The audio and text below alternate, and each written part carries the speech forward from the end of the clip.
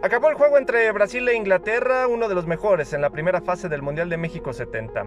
En cuanto el árbitro israelí Abraham Klein pitó el final del encuentro, se le vinieron a la memoria los días en que escapó de su país, el día que sobrevivió al Holocausto.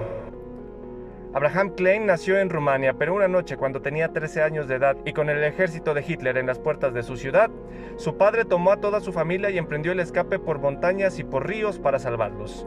Aquellos que quedaron atrás murieron en los campos de concentración de Auschwitz.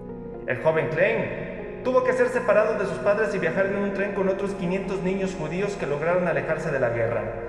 Llegó a los Países Bajos, a Holanda, en donde un año después, al fin pudo reunirse con su familia e ir a trabajar a una comuna agrícola en el naciente Israel.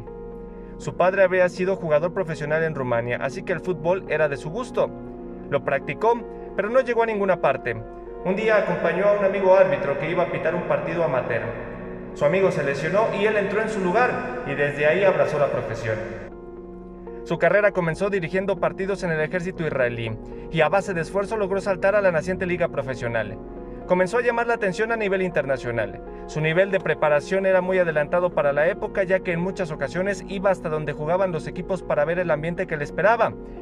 Leía diarios para saber quiénes jugaban, cómo se comportaban en el campo. Comenzó a dirigir juegos a nivel internacional. Fue elegido para pitar en los Olímpicos de México 1968 y como ya conocía el ambiente regresó 2 años después para pitar el Mundial.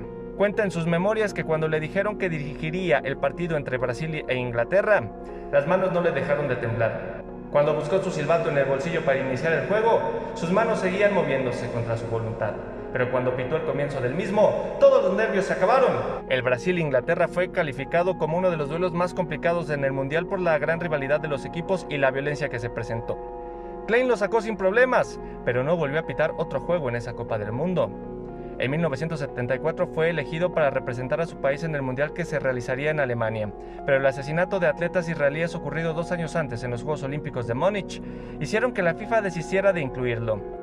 Volvió en 1978, pitó el juego entre Argentina e Italia de la primera ronda, pero como los locales perdieron y no les gustó el arbitraje del israelí, fue relegado de pitar la final.